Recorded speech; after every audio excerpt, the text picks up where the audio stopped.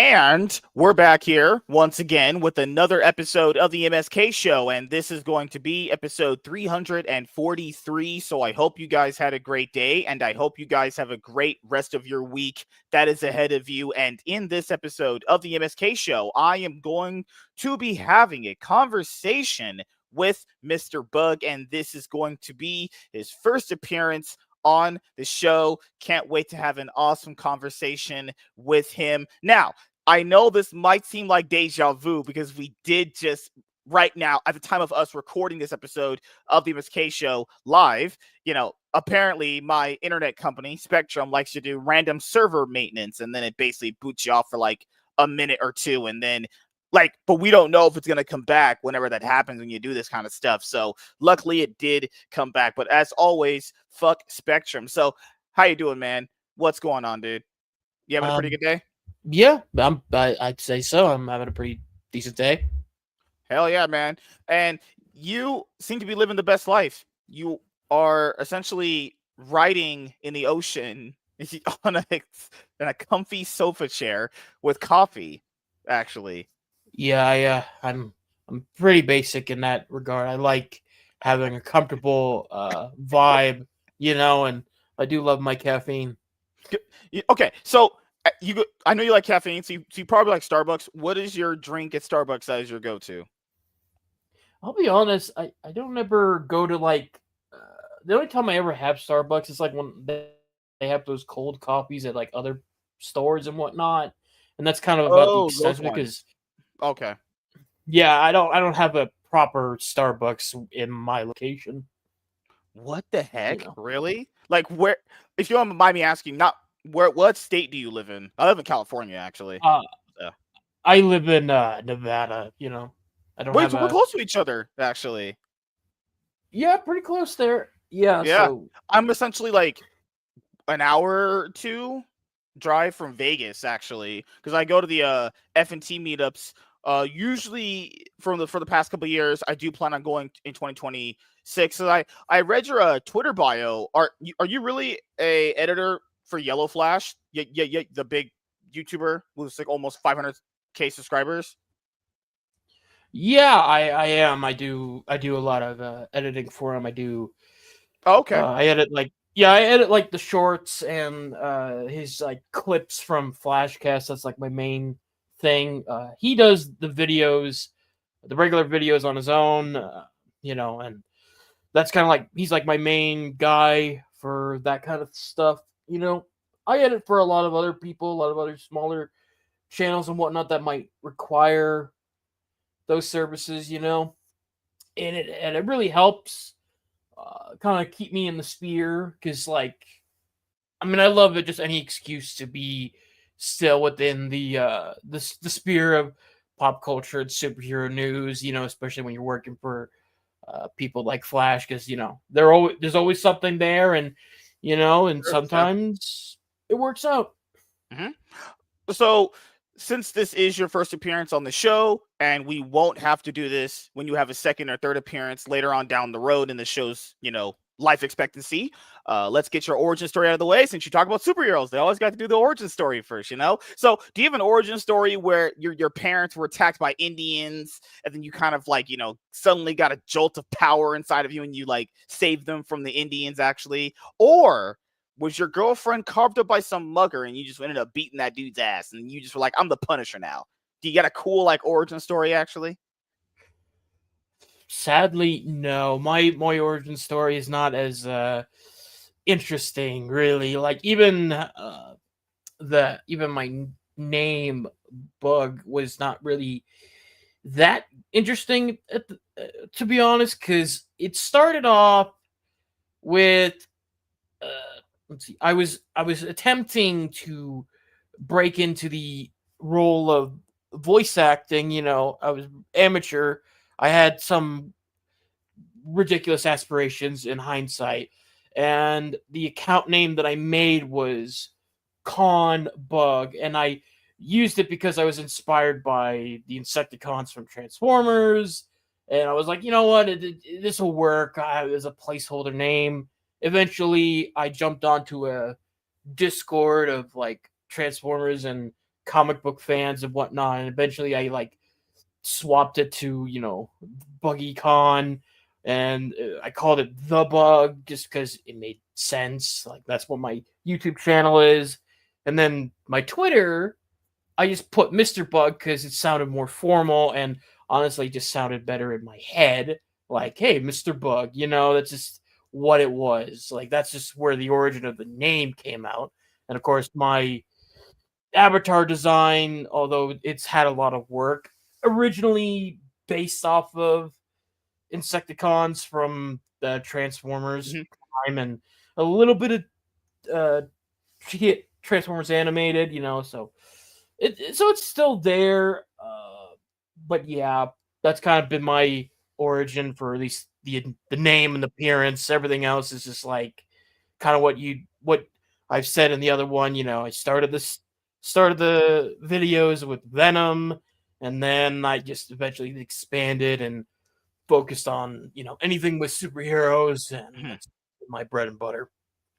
So so you actually have your own YouTube channel outside of editing content for Yellow Flash, and what was the inspiration to make your own channel? Were you just a fan of someone else and you just were like, okay, I can do this too, actually? Um, I mean, yeah, I was definitely a fan of like other people and whatnot. For me to do it, it was just like I felt like I wanted to just put my 2 cents out there, Mhm. because I felt like I wanted to have my perspective out there, and regardless of if anybody would pay attention to it or not, was irrelevant because I just wanted to like be like, hey, here's a video where I talk about thing for X amount of minutes, and Mhm. I'll say whether or not I like it or not. I know other channels, they'll go on this thread of what's objectively good or objectively not.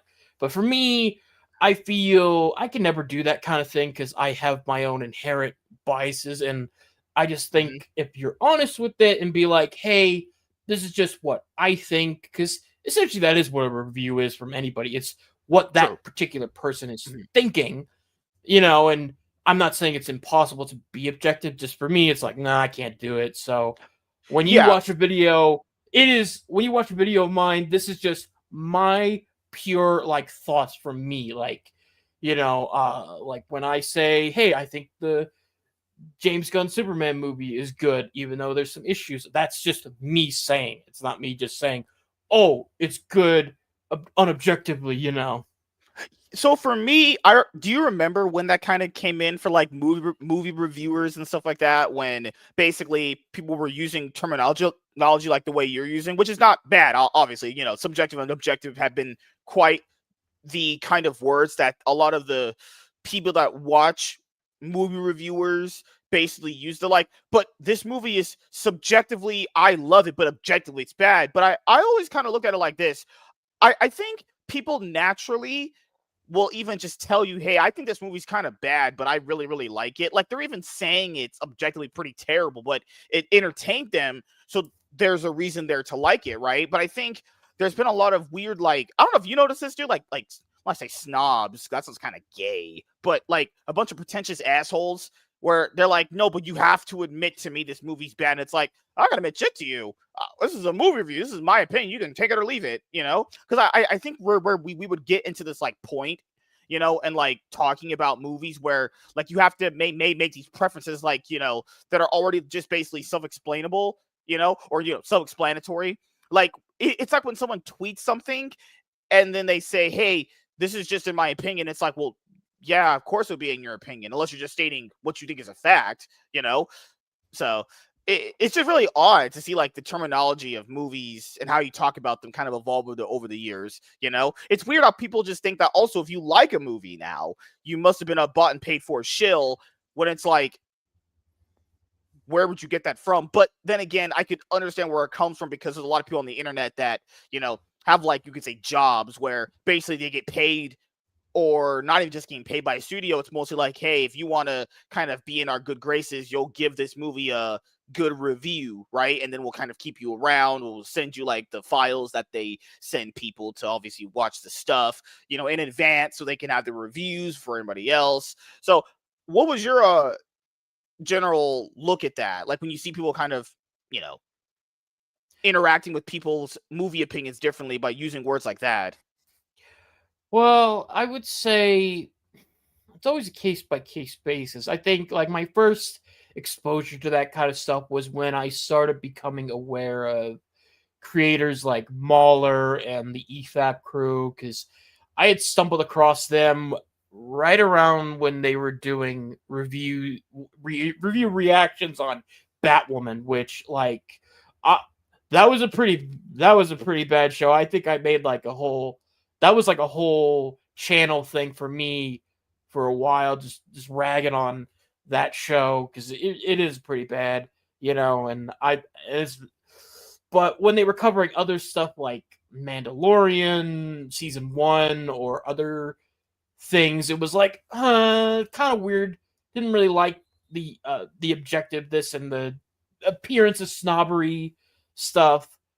But eventually I just kind of I take it as if you could like a thing, but as long as you understand, if you acknowledge, hey, yeah, I do know there are things wrong with it, and that doesn't impact your enjoyment of it, that's it. Like, I see it in the same vein as stans and fans. Like, a stan cannot admit a thing is wrong, even the slightest bit, where a fan can at least acknowledge its shortcomings. Like, I have that problem when I am a Harley Quinn fan and they do a lot of goofy stuff with that character in just any form of media. So I'm like, oh, I really love this character, but I have to admit, yeah, they do a lot of bad, goofy stuff with the character that doesn't help everyone's like interest in said character.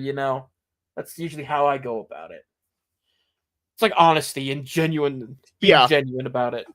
Also, the other thing that I realize when it comes to basically making, you would say, content about movies and television and all this other stuff is like, people need to generally understand this though, is that each person is going to have their own style about how they express themselves about what they think about said movie and television show, because you'll have people that say, but I like it when this person does it and this person's style. Well, yeah, that works for them, but that's not going to be a style that you should expect for every single person that is critiquing media.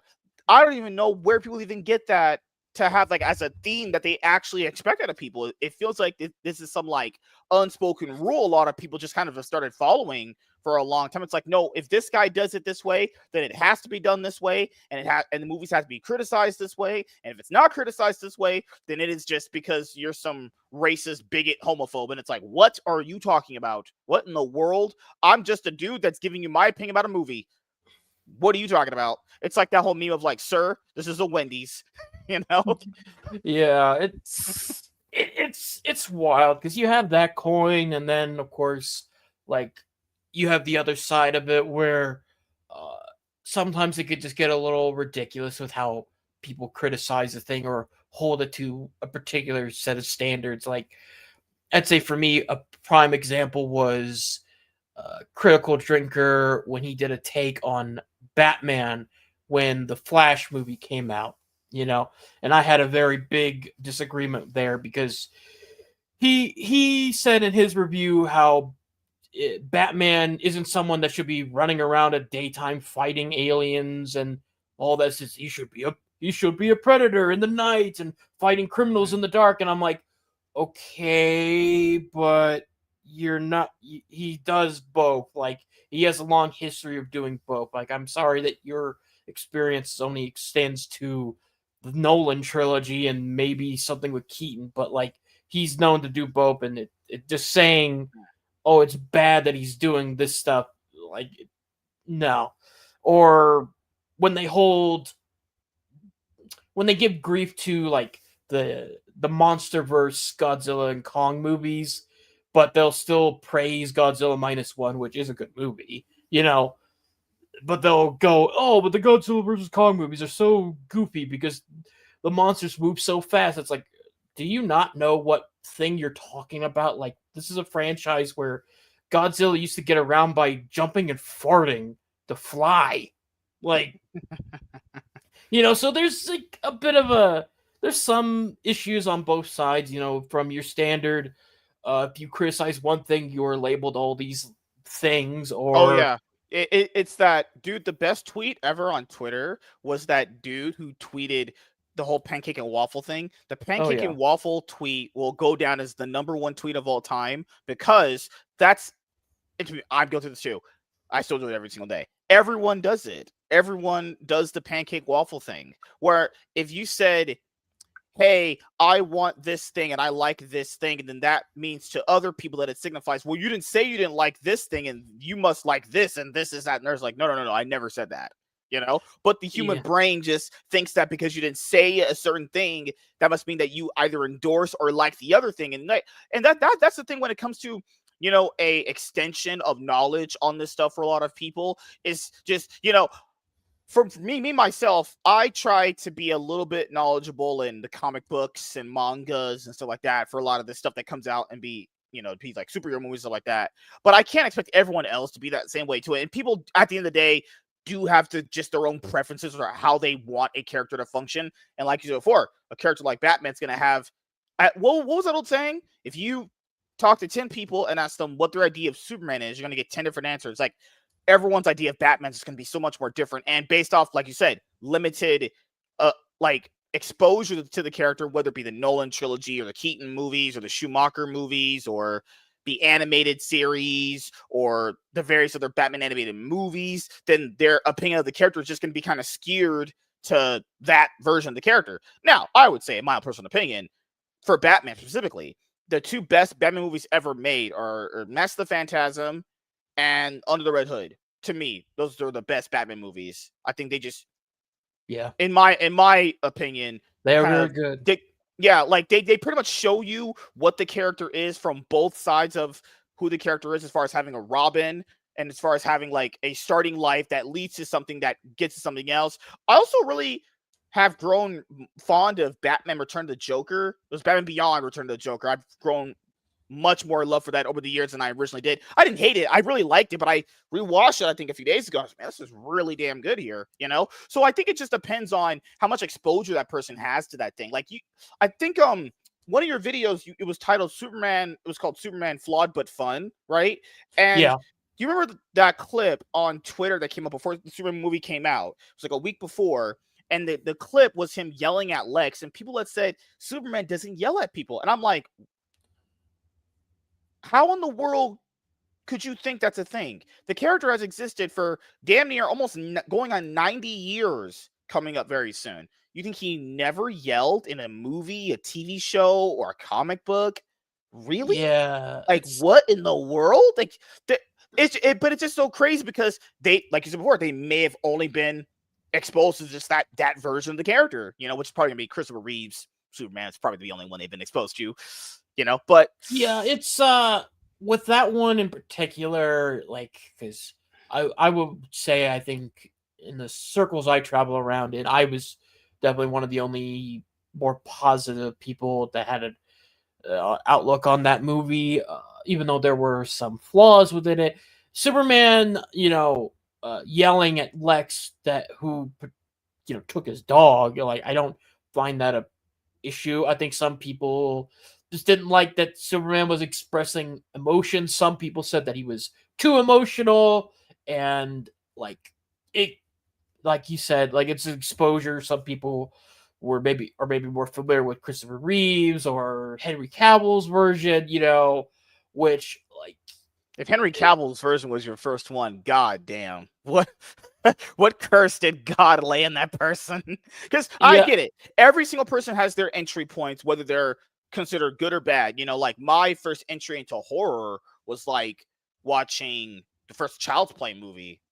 You know, some may consider the bad movie as an entry point. Some people may say that's a good as an entry point. So I don't mind if someone's entry point is good or bad. It's just that if you think that is that character because you saw it in one interpretation, it's like that it just goes to show you the average person really just isn't that smart, honestly, or enough to the point where they're trying to go and seek out the other versions, or they may have only seen this character in another form, maybe somewhere else. yeah, it was a little tricky because like uh, when the because like some people like when out of context maybe it like looks a little off, but like when you watch the movie it makes like generally a lot more sense. Now it's not it doesn't erase some of the actual legitimate issues the film has, Mhm. but you know, at least for me, it explained that particular thing. It's like, yes, okay, that makes sense why Superman would be emotional during that particular time because there's so much going on. There you go. I don't know. It's different strokes for different folks with this one. Like some people say that Superman was too emotional for X, Y, and Z reasons, and all that stuff. But I don't know. Like that video said, it was flawed but enjoyable. You know, like was it the grand slam that everybody was trying to hype themselves up into being? Not quite, but it wasn't like a massive failure in like the quality. You know, I think so I'm still trying to give hope to Gunn to make something good out of this universe, even though there's been a number of fumblings and flubbery. You Yeah. know, So my thing with where things are at right now for the DCU is we got Creature Commandos, then we got Superman, then we got Peacemaker season 2. Now we're moving on to getting Supergirl and eventually getting Lanterns.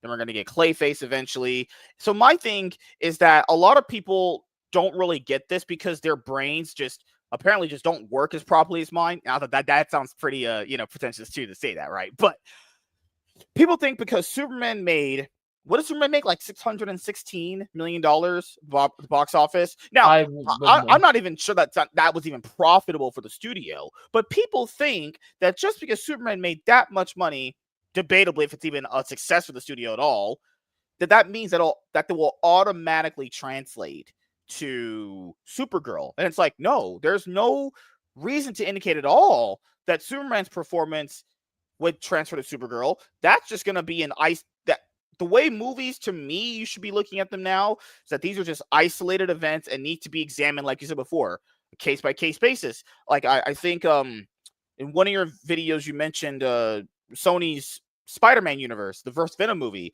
First Venom movie made almost like $900 million at the box office back in 2018. But when you look at the context of that year of 2018, you had Into the Spider-Verse that came out, Avengers Infinity War, Black Panther, Aquaman. So Sony dropped their first movie in that Spider-Man universe, what would be considered like the peak of superhero movies, right? For that time period. They thought because Venom made that much money that was going to trickle into the other movies, obviously, while not simultaneously realizing that no, that's just Venom. Venom is that popular of a character, and that's going to be probably just maybe an isolated event where it just makes so much money. Venom 2 and Venom 3 come out and they just make less and less and less money. Madam Web bombs, Morbius bombs, all because they thought that first movie made all that money. And you're Yeah, looking, and the same narratives are now popping up now for the DC. It's like, well, Supergirl will just do good based off of Superman's success. There's no guarantee of that. People don't even know this, dude. You know this well, I do. Movies are not even guaranteed to even break even anymore. no, they definitely are not, and like half the time, at least in my knowledge, we're Mhm. not even given the accurate budget of these things. So we're Yeah, they usually lied to us off. about that too. Yeah. Yeah, so we're So usually operating off of like whatever information we could get, and like you know, it sucks because like uh, it sucks trying to be like a fan of this to a degree because like at least for me, there's definitely a lot of people who have just already written everything off. Like, mhm. like then they hold.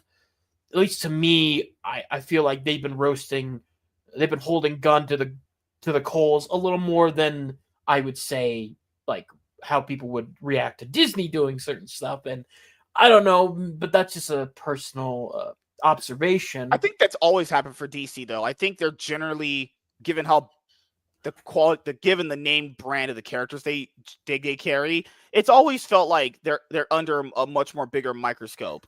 Like you would like just I don't think the idea of crypto in the Superman movie is stupid. I didn't like how he was portrayed. I think it was a little annoying, but people literally love the idea of a talking raccoon. It's like Yeah, you I know. think I think it's like with Gunn. I think people just had, at least for me, my observation is people have like a they scrutinize his stuff a little more than I've normally seen, and like Gunn has like his own style, he has his own patterns, and like Mhm. yeah, it does replicate throughout some of his work.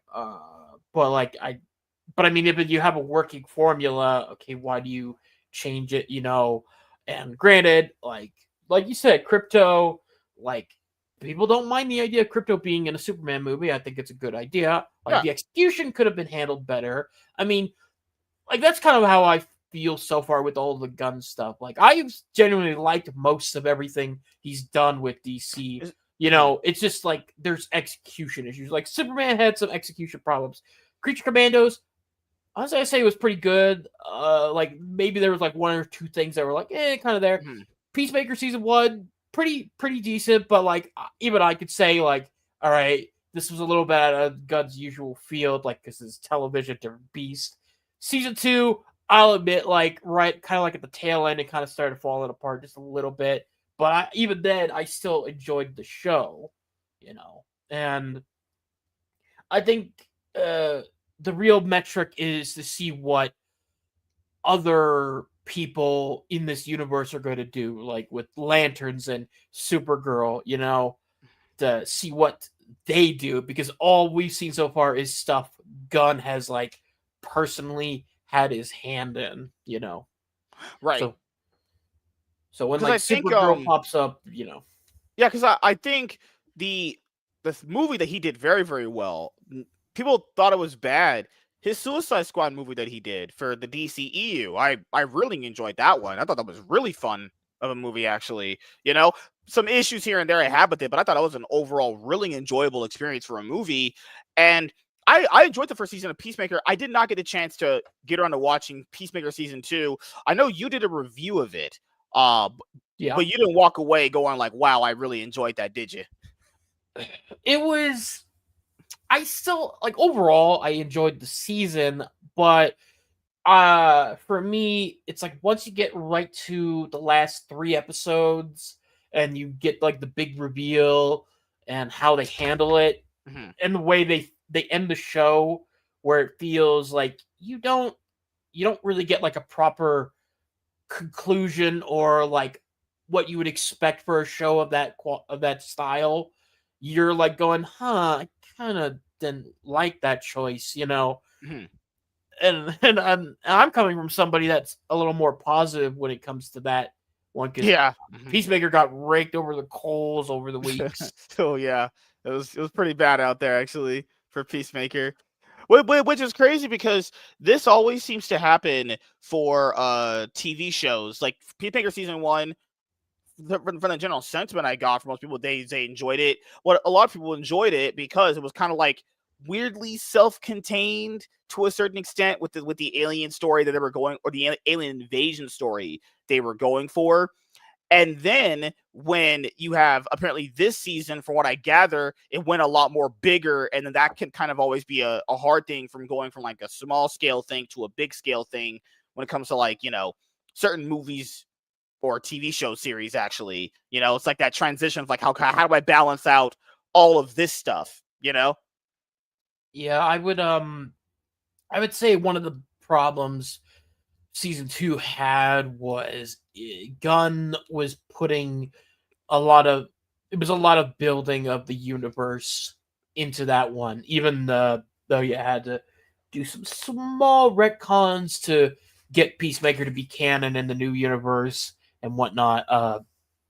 Because it's like right at the end, you're trying to make Peacemaker be essential to setting up future stuff that's going to happen in the universe, which, like, on one hand is not a bad idea, but the problem is some people don't quite like the Mhm. idea of homework, and also the tonal shift, like, because like if you come off of Superman, you're like, okay, well, what's the next thing? Well, you got to watch Peacemaker, and when you watch Peacemaker, it's like a whole Mhm. whiplash because it's like you're so used to this thing happening, but now you're getting like this different tone and style and stuff because like Peacemaker is kind of a bit raunchy at times. It's Yeah. very like derogatory, compared to Superman, and it just hits you hard, especially when certain characters appear like in the show Yeah. when you've seen them before in the movie and you're like, oh boy.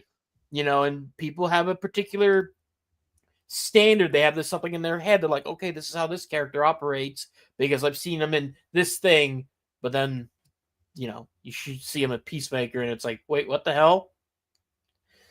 But yeah, I think that's what it was. Like, it was Gunn's problem with that one was he was trying to set up the wider universe and using Peacemaker as the form, which I think is not a bad idea, but I feel like it came at the cost of making a story with season 2 and like giving it something. Also, moving forward with DC, well, even as we call it now, DC Studios, you have that impending Warner Brothers buyout that might happen between Paramount, Netflix, Comcast, Amazon. They're all throwing their hat in the ring to see who's going to be able to bid enough money so David Zaslav accepts one of the offers and the company gets bought out, or they said the company's going to split. Because the thing is, you know how dumb people are, dude? It's like, good lord. They're like, damn, if Paramount bought Warner Brothers, we would get a Batman versus Transformers series. Guys, please think more logically than that. That's just, if you think Paramount's buying Warner Brothers just to do a Batman versus, like, I don't know, Transformers series, you gotta think a little bit harder, past certain things. Yeah, God like damn. it would be like, I don't know. I don't have too much of an opinion on that aspect of it because, like, at the moment, it's just a lot of people saying, hey, we want to buy it. And obviously, Warner Brothers has an impressive century-long catalog of films beyond their stuff with DC that any company would want to get their hands on, like, and put on their, like, various services. Paramount, to me, is kind of like the lesser of two evils when you really take into consideration. Like, Netflix is just not a company I would want to have the Warner Brothers like catalog, and especially with DC content because how their track record is. Paramount, for the time being, they would have a better consistency track, but that's only been up until recently. But otherwise, I don't have an opinion on it because it's out of my usual realm. I like to stick within the story and the plot of the product itself, like the corporate stuff and like whatever gooberish stuff James Gunn will say. Because I'll admit he is a bit of a blabbermouth and he's always got to like try to respond to every single buddy, and it leads into a lot of moments where he looks like a goober and it just kind of messes up because the internet is eternal. Everybody's got the receipts. So it's like, That was my problem with him too, as far as the whole Jor-El change in the Superman movie. Like, I always go back and forth on it because I think there is some merit to it as far as like an actual story point he was trying to go for in the movie. But the way he explained it, the way it came off to me was it was basically, hey, I'm just trying to do something for the sake of just doing it to be different from the other Superman movies, because he said he wanted to, I think he said something along the lines of, how do I make my Superman movie stand out? And it's like, there's plenty of other ways to make your movie stand out, but that is kind of like something that's just an odd, jarring choice, you know? That's where it gets a little weird. It's like, did you have to make it stand out? It's like, you could have just made Jor-El the way people normally see him while doing maybe something else that people weren't expecting. Like, his Superman is not as strong as the other ones have been in the previous iteration, because he said, my Superman's not going to be the Superman everyone knows. It's like the mega overpowered version yet. So eventually he will get stronger. But, I was like, okay, that can be kind of a little bit different, even though I don't like that either, but that's a little bit different. The whole Jor-El thing just seems like he just was forcing himself to do something different to stand out in the crowd. It's like, because that's what Zack Snyder did, and well, that fucking is, let you know, Man of Steel is not good, actually. So. Yeah, I've never been particularly fond of Snyder's take on DC stuff and that whole thing. But with Gunn, like with the Jor-El stuff, I think any idea could be done well. Like, is if you do it well, people can be fine with it. Like, I think the problem was the execution, because it's like the way it's handled. It's like it gets brought up and then it feels like matter of factly. Like they have the whole scene where the world gets told about Jor-El's whole deal, and then like Clark is like, nah, this got to be fake, and then they have it. Mr. Terrific go like, I know all those people that would do it. They wouldn't say this without like, if they weren't honest about it. And it's like, well, if you really think about it in the context of that world, what's to stop Luthor from bribing or forcing those people that verified the message to say it's fake, or whatever he wants to say, because it's not like it's out of character for Luthor, or even would be out of character for this version of Luthor, because he's literally got his own private prison, of people that he doesn't like and stuff. So it's like, but then you hear interviews from Gunn going like, yeah, like, look, that's just what it is. I don't know what people are expecting me to change this, because like, I don't know, because it sounded like it's one of those things that would get in another movie. It would be like one of those things where that's the conflict, but then it gets eventually revealed. It's like, oh yeah, he did fake the message, and that's not really what Jor-El said. He didn't tell Clark to go, hey, go out and get a harem. Go like your full isekai like fantasy ending there, Clark. Go grab every woman and have like million babies. Mm-hmm. Because I think because the way that Jor-El is used in his movie, like I said before, it could work, and I think it worked on some level. I'm not a fan of the decision 100%, but I think the way that Clark saw it was like, hey, I looked up to these people for my whole life, and then he found out something about them that he didn't believe was true, only to then realize, because it built up in the movie, that hey, you were kind of slightly overlooking the real parents you had, that no, it was his adopted parents that he had from Kansas that were there with him throughout his whole life, So I think with that kind of story arc, you also had him balance of like, because he immediately was like, hey, this is not true. They wouldn't do that. Even though he had never met them, actually. His optimism was blatantly through the roof, which was pretty awesome and, upfront there. Even when Lois interviewed him and he said, I think she said something, and then he was like, because our people were gonna die, kind of thing. Like, why would you go help them and stuff like that? So I think the movie has some very, very good things about it. It's just, when it comes to the sequel, I hope that, things are a little bit more brushed up as far as like, the execution of certain things. Nicholas Holt's Lex Luthor, I thought was amazing. I thought he did a very, very good job. I think the atmosphere of the movie was good. I think the tone was right. I think, like you said before, a few things got to be brushed up on to make the second one even better. But hopefully we have a universe at that point, because, Warner Brothers getting sold could potentially mean whoever takes over maybe decides, hey, we're going to reboot it again, because, James Gunn, when he got hired by Warner Brothers to do a DCU with, what's his name? Peter Safran, he had said that, they brought me on and they wanted to have me be like their quarterback. They wanted like their own version of like DC from Discovery's point of view, So who knows if James Gunn's even around when the buyout potentially happens, or if the company like splits off into two groups. Like, who knows, honestly? Because the whole Discovery merger, I don't think it really did anything for the company except just add in more debt, honestly. And wasn't Discovery like pretty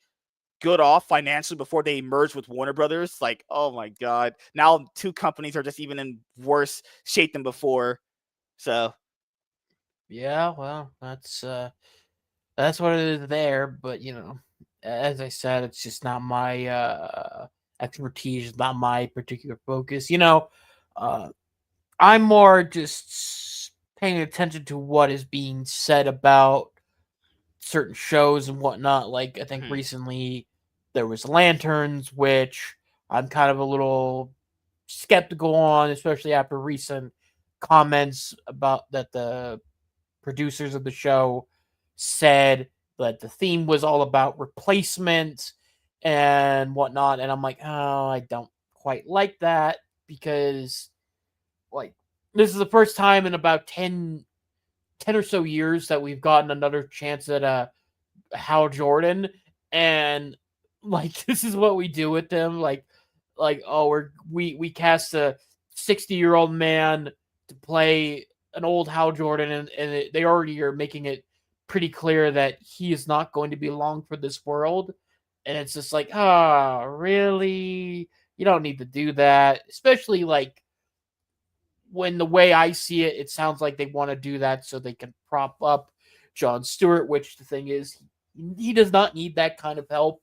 He does not need that kind of assistance. He is someone that can stand on his own without any help. And I hate it because, like, Green Lantern fans have not been eating real good at all for like the last 10 years. Like, oh yeah, you'll get some background appearances and side characters in other media, unless it's like Apocalypse War, where you're just seeing all your favorite lanterns get killed off in horrific fashion, or you're getting that god awful animated Jon Stewart movie, which was a damn shame because I really Oh, want. the one from the Tomorrowverse. Yeah, that one. Like, I really wanted that one to be good, but then as soon as you start to figure out, like, Oh oh yeah. no, like, oh great, we're doing Parallax, the most infamous Green Lantern story no one liked, and it's like this is the first time we're giving Stewart like his own thing, and this is what we do, And I feel like that's a. I want to be wrong, but it does feel like that's what we're getting again. Because it's like, ugh. And then, of course, another big point of contention is the inclusion of Tom King in a lot of the Yeah. products. Not just the inclusion. He's an advisory role. He's like basically like on the board. That's Yeah, he's on the crazy. board, and the Supergirl movie is heavily based off of his run, which is like, it's like, ugh. And it's like, look, he could do some stuff, but the problem is he's had a lot of stinkers and issues that are questionable at best, and that's being generous. And so it kind of makes you just go, oh god, I just hope that Supergirl can be, a good movie, because problem is a lot of people had issues with her depiction in the Superman movie. I couldn't really put my 2 cents on it because it's like literally 30 seconds, and it's like that's not enough for me to like make a full. That was the way that I saw it too. Like I think that official. It's not first. That's not even a word. Oh my god, I'm black. I'm doing this whole scene in thing. That first initial, like, that time we see her in the movie, it's a very like odd way to first show her off. But I guess the way that I looked at it is the same way that I think you've come to the conclusion of. It was one of those throwaway cameos to just get you excited for the next movie. It wasn't meant to be this like thing that you just take away and go, man, they really, really put no effort into Supergirl. I think he only just put it in there just to essentially give you a idea that, hey, she exists and her movie's coming next. That's it. Yeah, I don't think there was anything really behind it. Like, people got mad because she called him a bitch. But then again, if that's how her character is, because she's being a fucking dick to people based off what potentially happened to her, then seeing her kind of, progress through that in her own movie will be looked at as actual character progression, But I think just looking at that cameo and going like, hey, that was just a horrible, like, you could say it's a horrible first impression because it was just kind of odd. But then again, if we're looking at these things in the long term, then it's fine. Obviously, if your character becomes much more different from the first time we see her, like RDJ, Iron Man, first Iron Man movie, was sleeping with a bunch of women and selling weapons, like armed weapons to people. He changed the company later on when he got back and he became Iron Man, actually. It's just so weird that, some people allowed story progression for some things and then some people didn't allow story progression for other things, but they wanted like, fast and more quicker for other characters than certain ones. I just find it so odd, you know. But Tom Holland Yeah, Spider-Man, goddamn, is the worst. That progression there is just non-existent, honestly. yeah. It's I think with the Supergirl, uh, it's a very skewered like first impression, and like you're not given a whole lot to work with. Like at least for if you're just a casual moviegoer, you're like, huh, this character's very drunk and like very abrasive to Clark, you know. And for a fan of the stuff, you're kind of like, okay, well, what's the deal here now? Maybe it'll be better explained in the movie, you know, her demeanor, why she's like that and such. But you know, we have to wait till then. I think with RDJ, you know, Iron Man, when he's doing all his stuff, we at least get to see like the evolution of the character within that film. Like, yeah, he's you know, sleeping around, being a womanizer. He's selling weapons. He's being late to meetings and all this stuff that he shouldn't be doing. Yet he does it. But then we reveal throughout the events of the movie, hey, he's actually got a heart of gold. He's actually changed for the better, and like while he'll still have some of those old behaviors, he's got a far better, you know, outlook. He's like focusing on better stuff. With Supergirl, the problem is we don't have enough with her. Like we literally only have 30 seconds, and it's not enough to make heads or tails of anything. So people are just left to either speculate or like hang off of every word that the people behind the movie are going to say. Like, I think and this is one of the worst things I've ever seen, is when the person behind the movie, they talk about they talk about the character, but they don't understand the character itself. Like they were Oh, I've saying, heard oh, of. Mhm. they were saying, oh yeah, well, Supergirl's never been you know, super chipper and all this, and it's like, well, Yeah, like it may, because it very much comes off as you didn't read the comic, you didn't read a comic until you didn't read any Supergirl comic until it was the comic that you're doing the movie off of, which is like, okay, fine, but don't come in and say like, oh, well, there's never been a thing like this when you never had it. That's like saying, you know, you have a cheese pizza and you're like, there's never been a pizza quite like this. And it's like you only had the one pizza in your life, dude. You can't make that metric upon everything else, you know, yeah. because it's like, yeah, we get it. Like Supergirl definitely has a more has a drastically different outlook and backstory compared to Clark That's what Kent. makes her interesting. Yeah, Yeah, it's actually a very interesting backstory that she has compared to him. It's actually really, really well thought out for what the creators did for her back in the day to make her look and stand out way different from him. Like she's been older than him. She's been locked away longer. She doesn't really understand humans the same way. She doesn't control her powers differently. She doesn't really like taking orders from him because she's supposed to be older than him. It's a very fun dynamic they have. It's a really awesome character. I hope the movie does her character justice because I do think she's a very underrated character just by her being somewhat pretty popular. Actually, you know what I don't like is the actress name is Millie Alcock. Millie yeah, Alcock. So like the memes of if she has sex in the movie, dude. There's gonna be a meme out there where it says Millie loves big cock. I can't wait for that to be the endless memes of this movie. Oh God. yeah. I don't know, man. I think when I saw the casting, because it was between her and another actress, and I wanted that other actress because that other actress actually voiced Supergirl in a lot of the Tomorrowverse movies. So I was like, oh, please be her. And then they didn't, and I'm like, oh, okay. Because like I have no experience with Millie. Like I didn't watch House of the Dragon. I don't know what her like style is, and even after this like 30 seconds of her being Supergirl, or at least a drunken Supergirl, I still got nothing to work with. So I'm like left in that sphere of, okay, what are we doing with this character? What's this interpretation going to be like? You know, like there's a lot of bits at play, you know, like you got the Tom King stuff, you got like how does this connect with the wider DC universe? What's the big story? What's the draw? Who knows? And the thing you had said about Tom King being on their advisory board, the same thing happened with another person on there too, Christina Hudson. Christina Oh yeah. Hudson is terrible. She wrote Birds of Prey and The Flash. Oh Like, yeah. god damn. James Gunn just straight up out here picking, like, I don't know what his criteria was.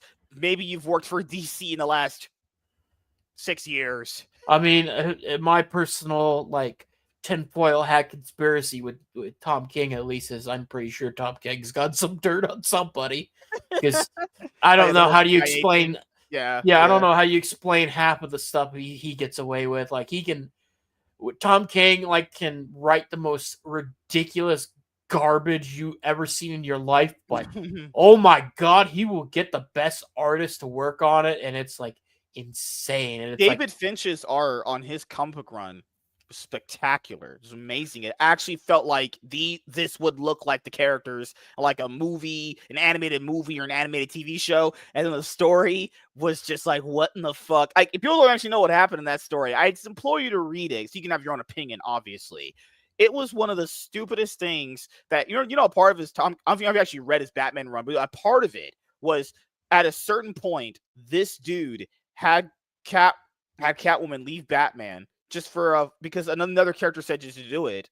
yeah, It's like, what do you what? after, It's yeah, like, and this what? was like, and this was ridiculous because like he was like saying, oh yeah, no, we're not gonna do that kind of thing, like, oh, he'll get married and all that, and like that was like his big claim to fame, for at least for me. That's how we put him on the map for me, because like he was getting on damn talk shows and stuff, talking about, oh yeah, Batman's gonna get married to Catwoman, and it's like when it finally happens, when you're finally getting to that moment, all the build up, all that stuff, only for the story to get leaked that, oh yeah, we're not doing that at all, and it's like, what? Why? And then the reveal, it's like another character goes, oh well, Batman needs to be depressed in order to be a good Batman. It's like, what the fuck? Like, really? Like, it was so bad that Marvel got an easy jab at him when they were like, hey, we're going to get Ben Grimm to get married. And they even put in, yes, she actually says yes, they're going to get married. Like you cannot be given your competition such easy dubs with that kind of stuff. Like, and it's like, I don't know if it's just pure Tom King or editorial or whatever, but it was stupid. And like, again, my tinfoil hat theory is Yeah. King's got some like leverage over people because he can get the best artists ever. Like, even with Wonder Woman, like that run is just, what are we doing? But the artwork will be god tier.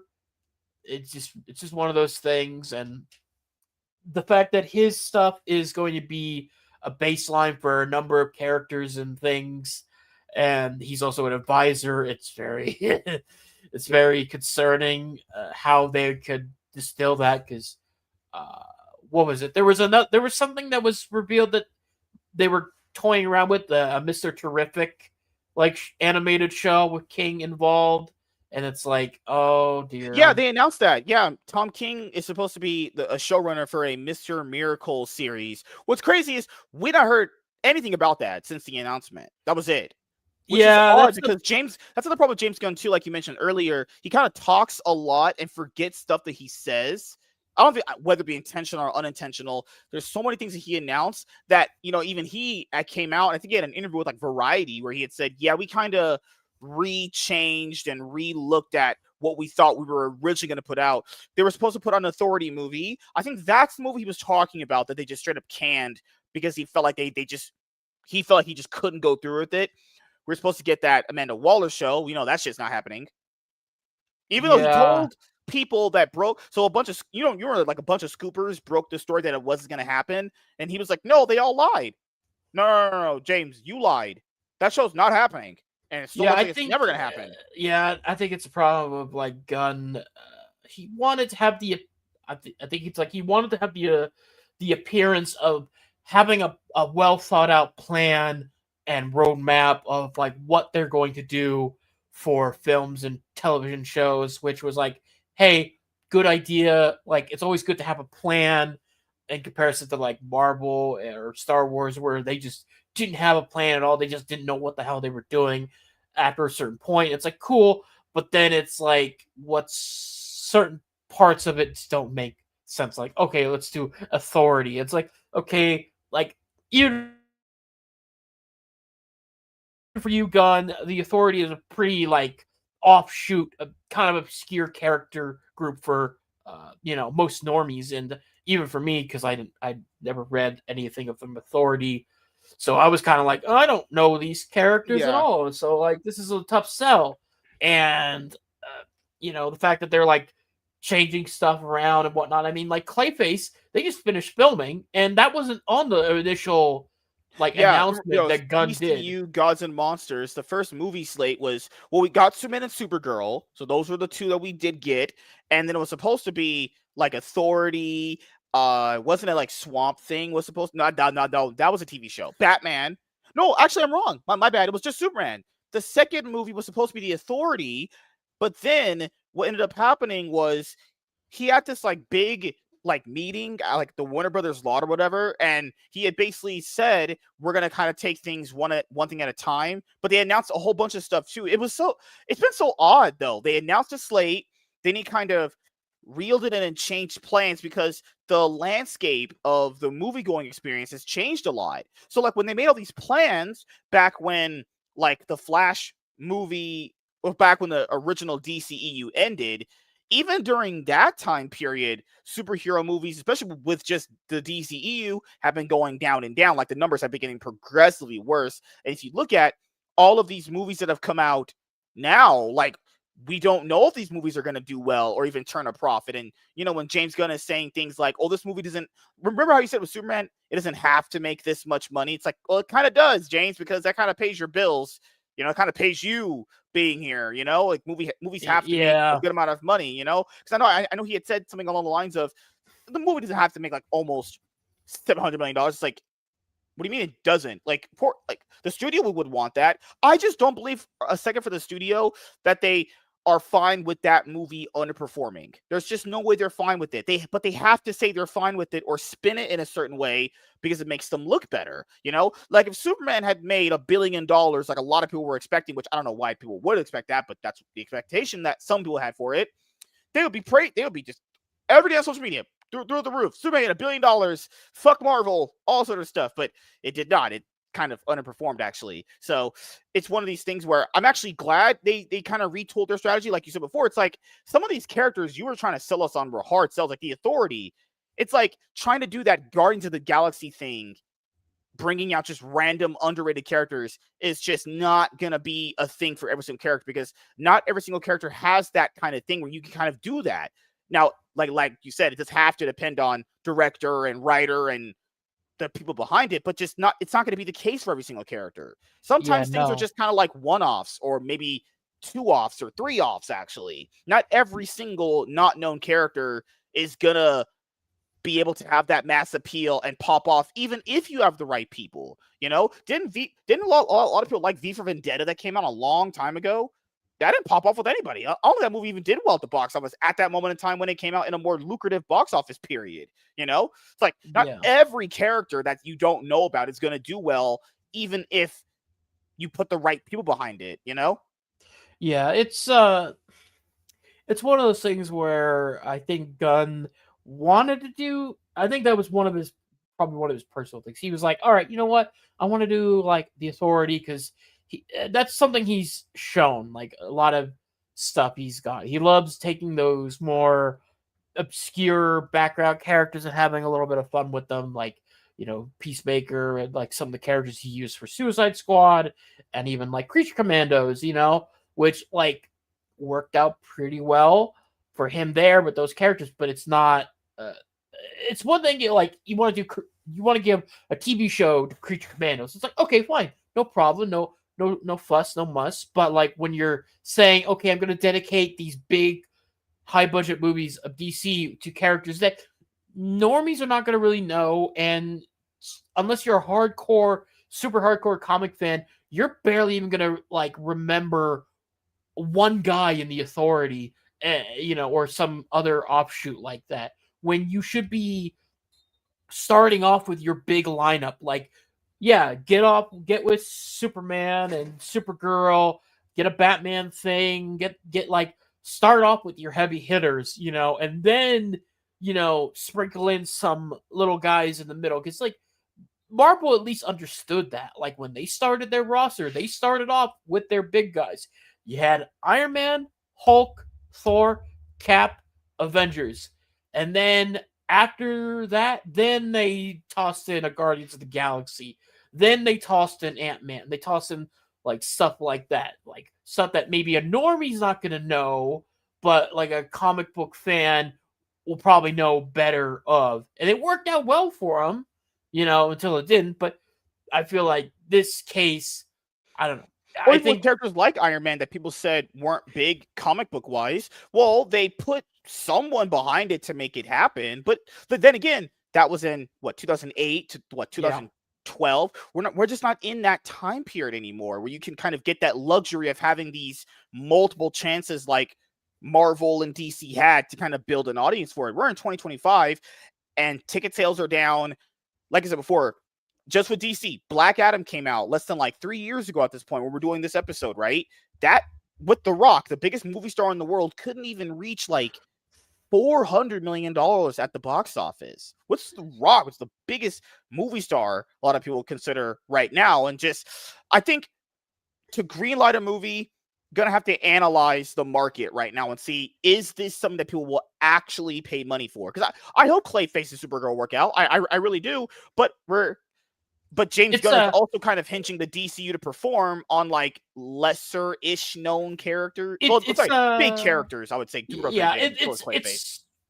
I think it's a problem is like it's a strange lineup of stuff to start your universe, because it's like when you go back to Marvel, it's like, all right, what did you start off with? You started off with Iron Man, then you went to Hulk, and then you went to Thor, Captain America, and then boom, you had Avengers, and it's like, okay, that makes sense. Like regardless of like how they were in the comics, like those were like big hitters in their own respective way. And like here, it's like, okay, you got Superman, right? Makes sense. You got Supergirl, okay, makes sense. A movie about Clayface, okay, a little bit questionable on that front, because it's like, okay, why are we getting another movie about a Batman villain without Batman in it? That kind of thing. Like, and then you're sprinkling in like stuff like Peacemaker and making that sort of be potential homework that someone would have to do, which Marvel has shown that people don't kind of like that thing, because it's really detrimental, especially to their movies. Like when it's like, oh, you need to watch a show to even understand like some of the stuff going on. Like with Brave New World, you had to watch an entire new show just to understand certain other characters, or Doctor Strange Multiverse of Madness, because like if you're just watching the movies, Yeah, yeah. you're like, oh, I saw Wanda like during Endgame and fighting, and then they go, yeah, she took over a small town and held it hostage, and you're like, wait, what? What happened? Like, what is this? So it's like, I think a main problem with the Guns universe is like it's the lineup of choices he went with. Like even in his initial like reveal, there was like some stuff that's like, okay, makes sense, but like it was a lot of it was like, okay, you're putting a lot of stuff that's not what I would say is like your big heavy hitter stuff at the front. Like you're making me wait too long to get to from Superman to Batman to what Wonder Woman. I mean, we Yeah. don't even have a Wonder Woman movie even in the works. Like Yeah, the closest that's thing why we know it got changed a lot with this slate, because he even said the original plans for his Batman movie, which is based off of the Grant Morrison run for the character, that's all changed apparently too from what they originally thought it was going to be, you know? Yeah, and like we have nothing for Wonder Woman except for, what was it, that Amazon show, which I don't even know if that's still going or not. But like, and it's like, dude, and it doesn't work, especially when you're out there saying stuff like, oh, celebrating the anniversary of Wonder Woman. It's like, Gun, you need to pay attention a little bit more. Maybe not talk as much, because like the Wonder Woman game literally got canceled, and you can't be saying, "Oh yeah, well, like Wonder Woman deserves something." It's like, God, you are literally the boss of DC right now. Like you do realize you have some control and some input. Maybe you should make a Wonder Woman movie, or at least say you're planning something out, and stop babbling. Mm-hmm.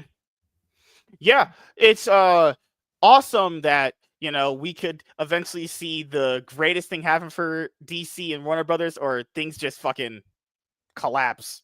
Actually, Yeah, I'm like I'm kind of at a certain stage with things like I think another like the whole idea of like the build up and like, oh, we'll get a character to eventually be like that. I'm getting to that stage where it's like, dude, I want to at least be alive by the time you get there, because it's the Surf Dracula thing, where back in the day they bring a show called Surf Dracula where he's like on a surfboard, like surfing in and out of there. First episode, he'd be on that board going nuts, just styling on people with on surfboard. Nowadays, if you made a show called Surf Dracula, it would take 9 out of the 10 episodes for him to get the board and then only to do the thing he's supposed to be doing in the last 10 minutes of the show. And it's like, I'm tired of that kind of thing. I'm tired of, he won't be built, like, he won't be the character you're expecting to go see now. He will eventually. It's like, I need that eventually to be quicker because I'm tired of that kind of thing. It's like, I didn't like that kind of thing with that Friendly Neighborhood Spider-Man show. I thought that was terrible. Like, I don't like. I'm fine with build up, but like if build up is all you're doing, like without a payoff or anything of that sort, yeah, like no. Like we're long since gone past that stage. Like we should be in a stage where we enjoy the product for what it is. Like, I mean, X-Men 97, right? They made a joke about the damn X-Men movies with their black leather thing. It's like, oh yeah, like good old black leather, man. yeah, and then the 30 years. It took us 30 years to get Hugh Jackman in a proper Wolverine outfit. Like, it should not be like, I don't know, like, people might not think about it now, but like back in the day, superhero costumes used to be just leather jackets whenever it came to live action adaptations. Like, look, I'm looking at you, Arrow and Flash. Like, that was the bulk of your stuff.